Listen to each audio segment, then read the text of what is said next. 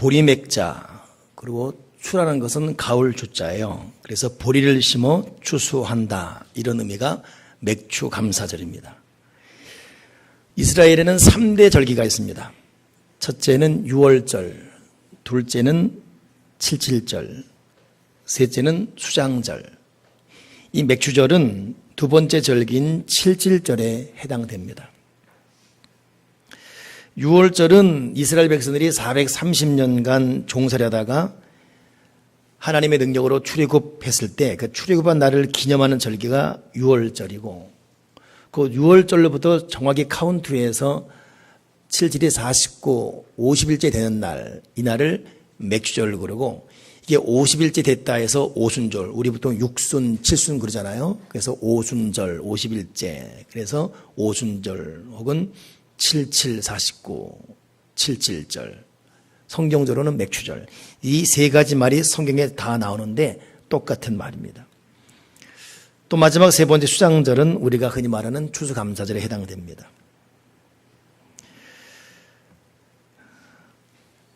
제가 여기까지 한 설교를 여러분 많이 들으셨죠? 네.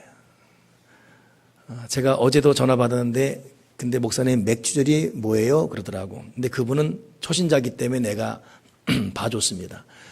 근데 집사님들이 또 맥추절이 뭐예요? 그러면 한마디 하려고 그랬거든요. 이거 내가 한 100번은 더 한 것 같아요.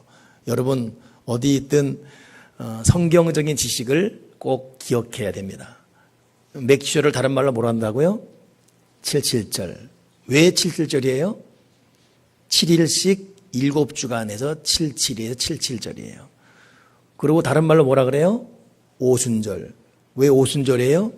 77, 49 다음에 그 다음 날이 50일이니까 50일을 오순절 그래요. 성경에 성령 강림절을 오순절 그러잖아요. 원래는 맥추절, 즉 77절을 지킨 절기였는데 하필이면 그때 성령님이 강림하시는 특별한 날이 되어서 신약에서는 그 의미가 맥추절에서 성령 강림절로 바뀐 것뿐이지, 원뿌리를 말하면 오순절, 77절, 맥추절, 맥추절의 역사적인 기원을 갖고 있습니다. 자, 그렇다면 이 맥추절을 지키라 그랬는데 이 맥추절이 주는 이 역사적 의미는 무엇인가? 첫째는 어떤 상황이든 하나님께 감사하는 인생이 되라는 것이 맥추감사절의 첫째 의미입니다. 왜냐하면 이스라엘 백성들이 430년 종살이할 때 힘들고 어렵고 억압받고 그들의 민족, 그들의 정체성은 이미 다 소멸되었고 노예의 근성만 있었어요. 근데 이들을 하나님이 극적으로 해방시켰거든요. 그리고 이들은 급하게 애굽에서 모든 노예 생활 대대로 물려왔던 것을 다 내버려 두고 급하게 그들은 애굽을 빠져나오게 되었어요. 그러니 준비할 수 없었어요. 아무것도 단 일주일도 시간이 없었고 바로 그날 밤에 바로 나가라 이랬기 때문에 그냥 급하게 나오느라고 질서도 없고 어수선하고, 이때 나온 사람만 장정만 60만 명이니 여자와 아이들까지 합치면 약 230만 명에 해당됩니다. 이들이 나오니 이 무질서라는 것, 이게 사는 게 아니죠. 갑자기 우르르 나왔으니까. 어제 중국의 세계 최대의 병원이 소개되었어요. 공간도 병실도 의료진도 세계 최대입니다. 의료 수술도 그렇고. 근데 그 세계 최대의 미국 안에 중국 그 병원이 밤만 되면 노숙자로 바뀌어버려요. 이유는 진짜 노숙자가 아니라 그 병실에 입원한 환자 가족들, 워낙 좋은 병원이다 보니까 우리처럼 보호자들이 의무적으로 간이 침대에 있는 공간이 없고 그것도 돈을 받는 거예요. 그러니 그 돈도 비싸고, 그렇다고 호텔 밖에 나가려니, 아니 병원 밖에 호텔 가려니 더 비싸고, 그러니 로비에서 한 명, 두 명 자기 자는 것이 복도마다, 나중에는 엘리베이터 문 앞에도 자는, 그리고 그 주차장에 다 자는, 이 뉴스에 나오는 거 정말 노숙자들이에요. 이야, 참 대책이 없는 거예요. 그 많은 수가 몰려드니까. 하필이면 내가 그때 맥추감사절 설교 준비하다가 봤거든요. 순간 이게 탁 오버랩 되면서 이야, 이 230만 명이 여기는 그래도 시설이다 있지. 거기는 광야예요.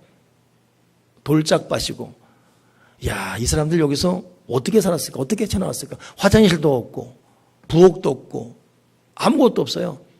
천막도 없고, 그냥 돌베개 베고 자는 이런 정말 처참한 인생. 근데 이들에게 하나님이 하신 말이 뭐냐면, 너희는 맥추절을 지키라. 반드시 지켜라. 그것도 맥추절을 감사함으로 지키라. 이렇게 명령이 주어진 것입니다. 참 이런 계획, 이런 의도를 어떻게 받아들일 수 있습니까? 이것을 어떻게 우리는 해석해야 됩니까? 맥추감사. 정말 감사할 게 없어요. 감사는 여건도 아니고 그런 상황도 아니고 뭐 아무것도 준비가 되어 있지 않습니다. 근데 맥추 감사절을 지키라 이러는 거예요. 여러분, 이것은 어떤 해석 자체로 될 게 아니에요. 이것은 그냥 하나님의 뜻이고 하나님 명령입니다. 이 맥추절은 이런 의미 저런 의미가 있다 뭐 이러저러해서 이러해야 된다라는 방법론도 제시하지 않아요. 그냥 맥추절 지키라 이거예요. 우리 형편과 우리 여건과 내 입장과 내 상황이 어떠하든지 이건 문제되잖아요. 네가 어디 있든 어떤 상황이든 어떤 입장이든 어떤 기분이든 어떤 감정이든 너 맥주절을 감사로 지키라. 반드시 하나님께 나와서 유월절 지키고 맥주절 지키고 그리고 수장절 지키고 지켜야 된다. 여러분, 때로 하나님의 명령이라는 것은 우리의 입장과 처지를 전혀 고려하지 않은 일방적. 그러니 아브라함에게도 너희 본토 친척 아비 집을 떠나라 할 때 어떤 대책을 마련해 주지 않았어요. 목적지를 마련해 주지 않았습니다. 그러니 아브라함이 갈 때 갈 바를 알지 못하고 그냥 대책 없이 쑥 출발하고 말았습니다. 여러분, 이 맥추감사의 영성이 지금 저와 여러분에게 회복되어야 되는데 이걸 우리에게 적용한다면 사람이 살다 보면 때로는 나 지금 뭐 예배 드릴 기분도 아니고 교회 갈 형편도 아니야. 근데 여러분, 이것도 하나의 명령이거든요. 주일 너 지켜라. 더 나가서 또 다는 아니지만 일부 사람들에게는 내가 이 마음속에 자꾸 새벽 기도해야지. 이런 거 명령이거든요. 정말 피곤해요. 새벽 기도 한번 나오면 직장 생활할 때 여러 가지 어려움도 생길 수도 있습니다. 육이기 때문에. 근데 이 마음의 부담을 떨칠 수 없어요. 그것은 그 사람에게 하나의 명령이에요. 이건 맥추감사의 영성이에요. 준비도 입장도 상황도 내 처지도 형편도 아닌데 이렇게 하라니. 하나님 명령. 그러니 이 맥추감사절이 주는 첫째 의미는 하나님의 이 수직적 명령 앞에 일단 내 수평적 상황을 내려놓고 아멘, 주님의 조명이 주님의 뜻대로 되기를 바랍니다. 무릎 꿇고 순종하는 거예요. 내 현실을 근거로 출발하는 것이 아니라 부르신 하나님의 명령 앞에 즉각 순종하는 영성이 맥추감사의 영성입니다. 우리가 추수감사절은 많이 익히 들어 알고 있어요. 안 믿는 사람에게도. 그러나 맥추감사절은 예수 믿는 그리스도인들도 그 의미를 잘 모르지요. 그러나 어찌 보면 정말 중요한 가르침과 중요한 미션 그리고 그렇게 중요한 믿음의 의무가 있는 것이 맥추감사입니다. 오늘 저와 여러분에게 이 맥추감사 영성이 회복되기를 주님의 이름으로 부탁드립니다. 두 번째 이 맥추감사의 의미는 무엇이냐면 미래를 준비하는 감사입니다. 추수감사라는 것은 가을이 들이죠. 이건 다 이뤄놓고 하는 감사입니다. 근데 맥추감사는 이제 하나씩 심으면서 하는 감사예요. 이런 과정 가운데 미래를 꿈꾸며 그리면서 미래지향적인 감사가 맥추감사입니다. 여러분 한번 생각해 보세요. 하나님이 오늘 이 출애굽기에 이 말씀할 때는 하나님의 명령, 미션을 준 거예요. 너희들 출애굽했다. 이제부터 내 말 잘 들어라. 너희들 출애굽한 그날부터 보리를 심어라.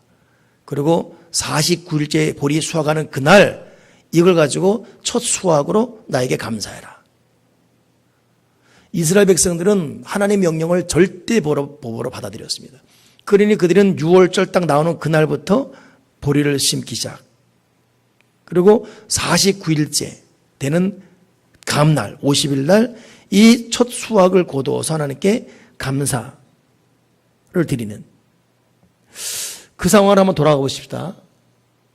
허겁지겁 나왔어요. 집도 없습니다. 아무것도 없습니다. 가진 것도 없습니다. 내 목에 지금 풀칠하기도 어려워요. 내 보리를 심으래요. 그것도 하나님께 감사하기 위해서. 심을 때 여러분, 자기 혼자 해도 이런 말, 이런 생각, 저런 생각 드는데 2명이 있고 10명이 있고 100명이 있고 사람들을 모아놓으면 어디서 나온지 불평, 불만이 태산같이 사실처럼, 팩트처럼 나옵니다. 이거 왜 이러는 거야 도대체? 꼭 이래야 돼? 누가 그런 거야? 뭐야, 야? 뭐 하자는 거야 지금? 장난해? 뭐 이런 여러 투들. 이걸 하루, 10일, 20일. 뭐야 지금 이거? 5만 종류의 불만, 불평 다 나올 수 있습니다. 근데 하나님은 이유 불문하고 49일 동안 차근차근 조목조목 믿음과 함께 눈물로 생명을 심어라. 심고 또 심어라.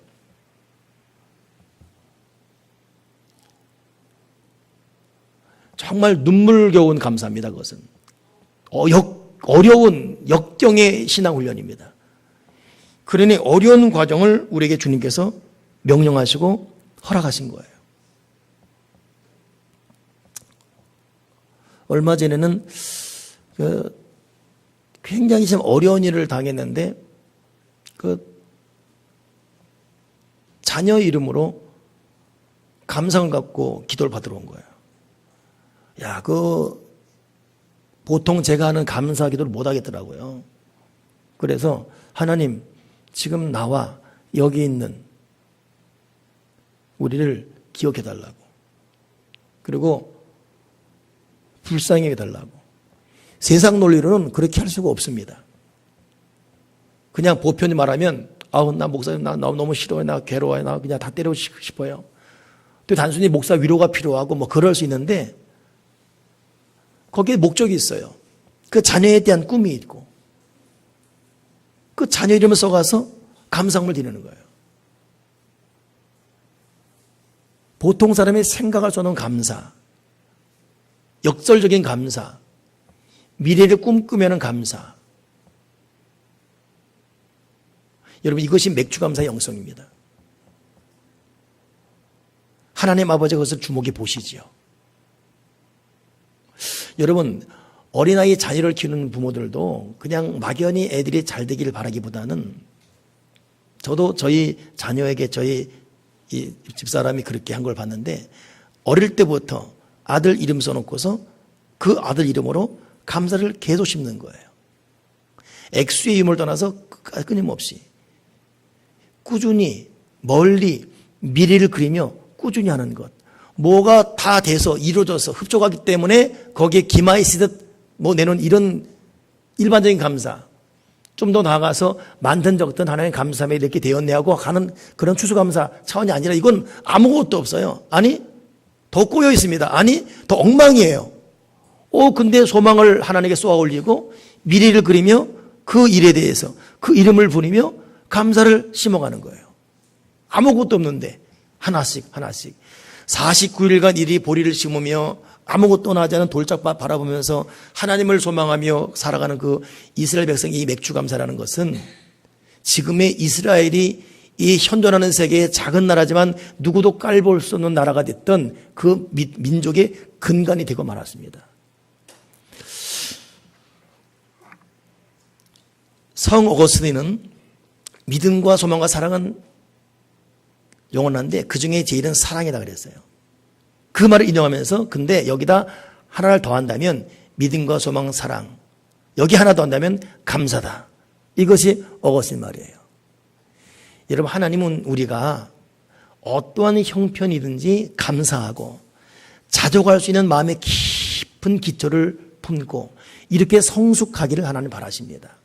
하나님 우리가 세상 사람들의 감정과 감성, 그런 느낌, 그런 평가로 살기를 원치 않습니다. 우리가 이 땅에 똑같은 이목구비를 갖고 살아가지만 천국 시민다운 삶의 원칙을 갖고 살길 바라고 있습니다. 그래서 우리는 성도, 거룩하게 구분된, 거룩한 성자, 거룩하게 구분된 무리를 성도 그래요. 우리는 성도로서 내 마음에 이런 깊은 맥주감사의 영성을 주님 회복하게 도와 주여 주시옵소서. 우리 감사의 수준, 차원이 달라져야 되지 않습니까? 저 사람은 도대체 뭐가 감사하는 거야? 저 사람은 왜 웃지? 이렇게 믿지 않은 사람들에게 의아한 도전을 줄 수 있는 사람이 되어야 되지 않겠습니까? 누구나 할 수 있는 감사가 아니라 이것이 맥주 감사통이 우리를 부르시는 하나님의 뜻이에요. 스티븐 코비가 쓴 오늘 내 인생의 최고의 날이라는 책이 있습니다. 굉장히 두꺼워요. 그 원제는 매일매일 위대하게 살아라.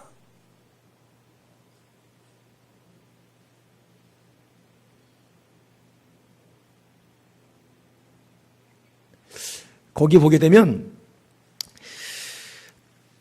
이 스티븐 코비가 나는 긍정적 사고의 힘을 믿지만 우리가 자신에게 주문을 걸어 성공하거나 마음의 평화를 얻을 수 있다고 생각하지 않는다.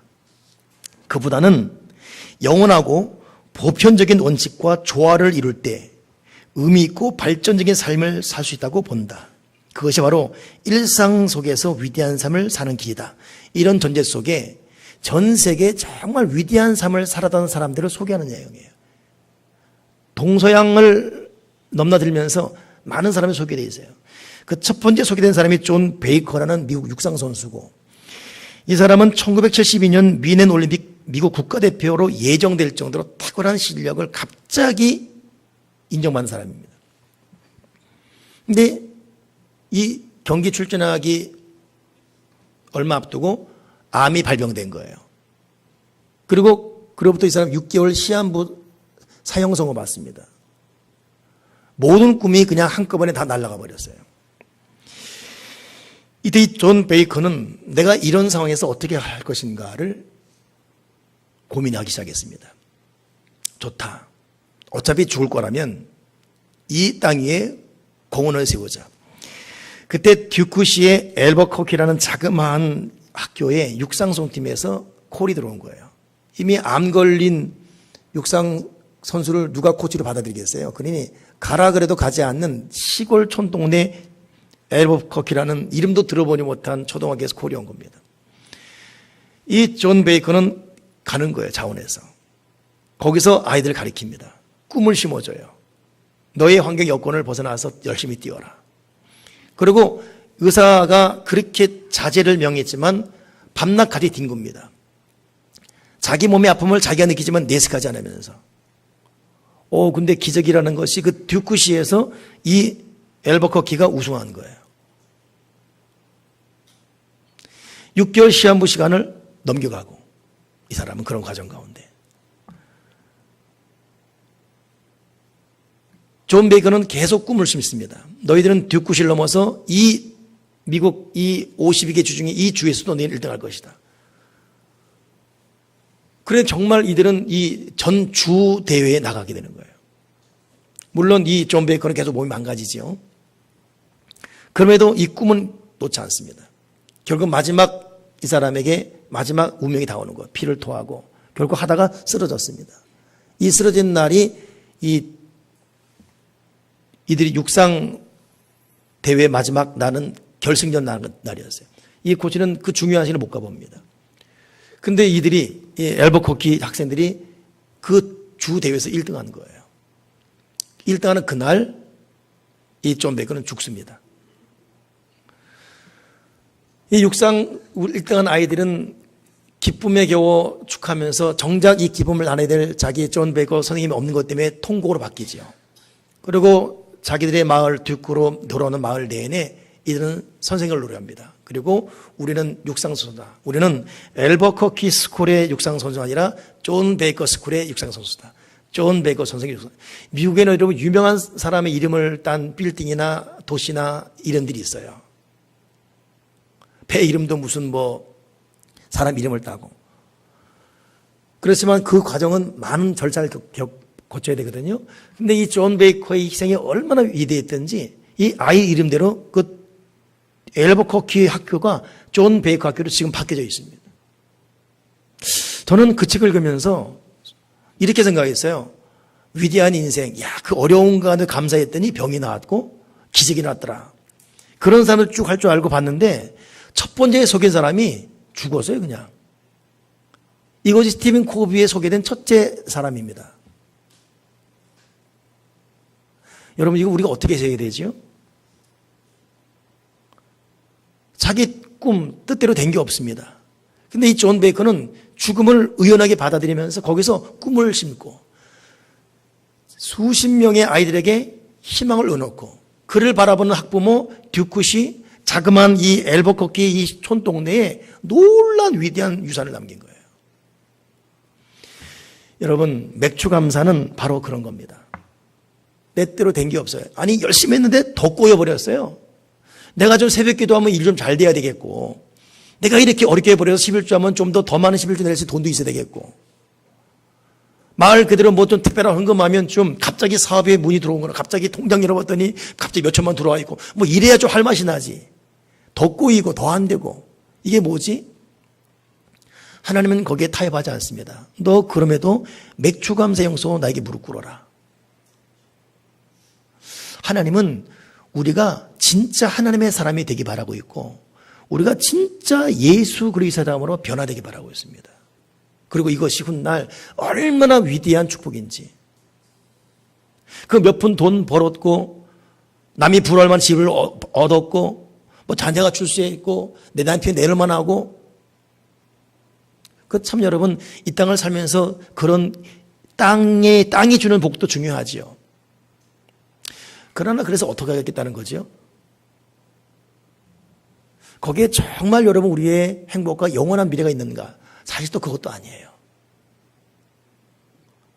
하나님은 우리가 사는 동안 그것을 분복으로 주지만 하나님은 그 복보다도 어떤 상황에도 자족할 수 있고 어떤 상황에도 하나님을 놓지 않고 어떤 밑창에 빠져도 이 마음속에 믿음과 감사를 놓지 않는 그런 가운데 모든 사람에게 향기를 발할 수 있는 진짜 주님을 닮은 이 마음, 이것이 맥주 감사통에서 우리를 만들어 가시는 하나님의 뜻입니다.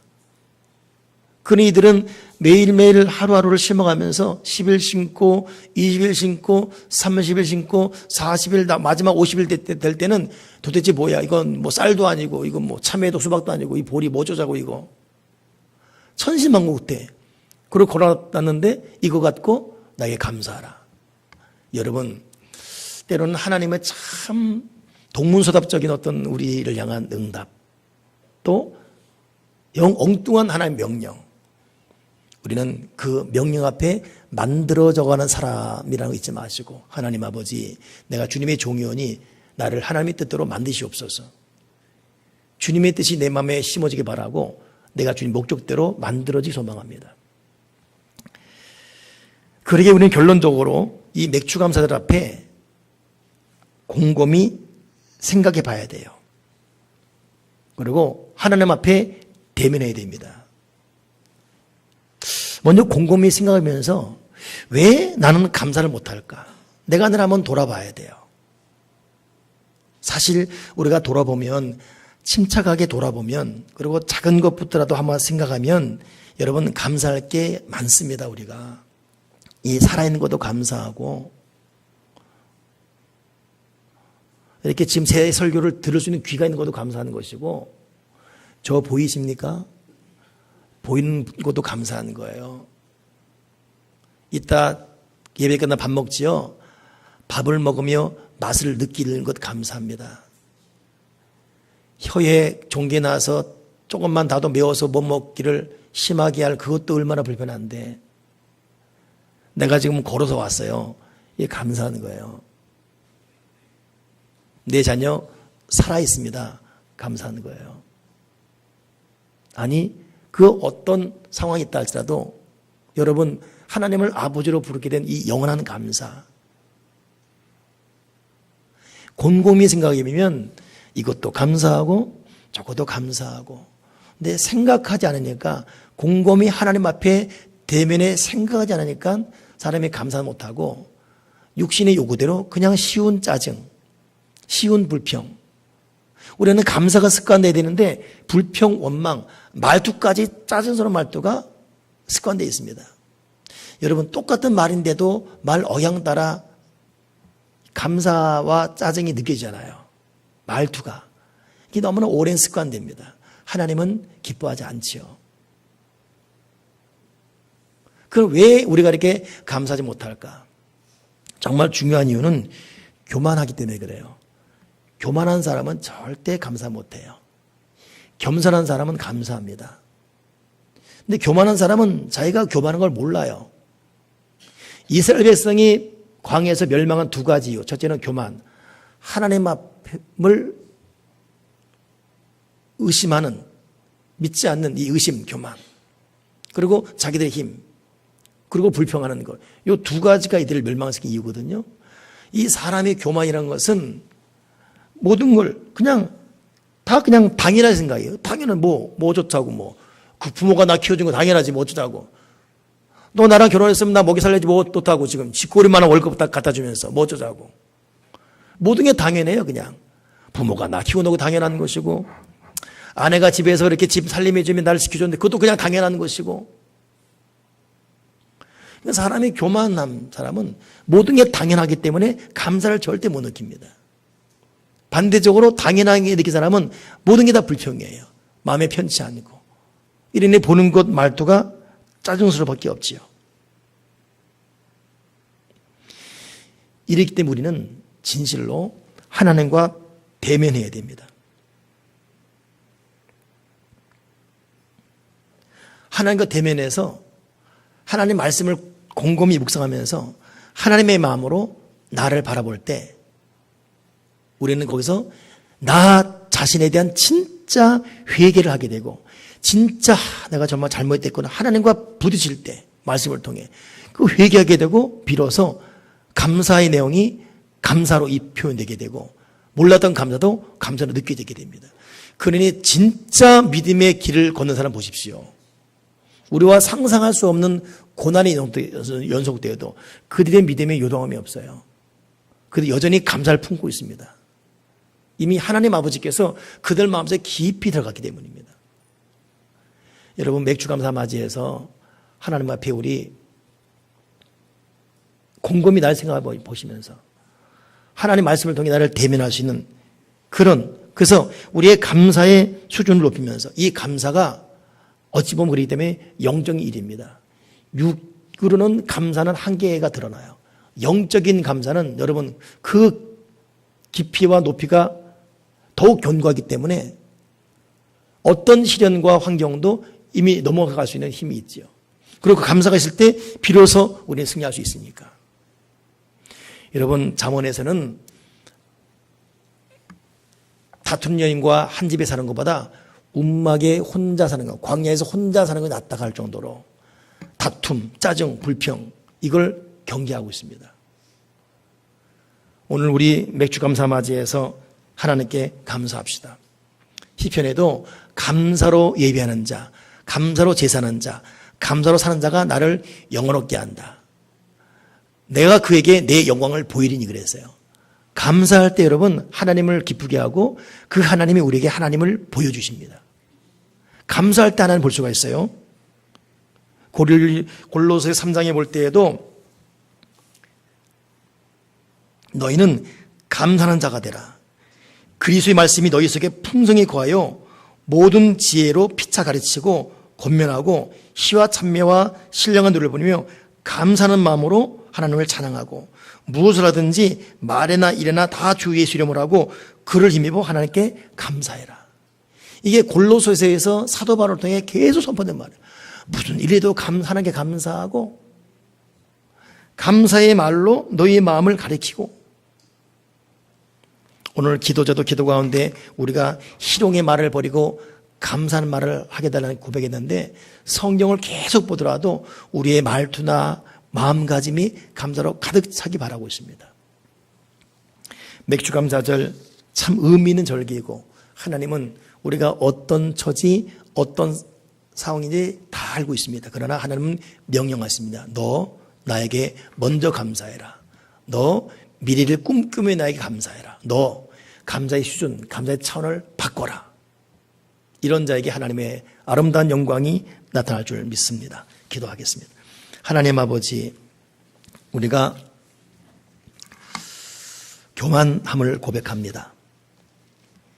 너무 오랜 동안 불평과 짜증스러운 말투나 불만스러운 마음이 가득히 있음을 고백합니다. 용서해 주시옵소서. 내가 얼마나 큰 복을 받은 사람인지 믿음에 있는 영적인 감각으로 발견하게 도와주옵소서.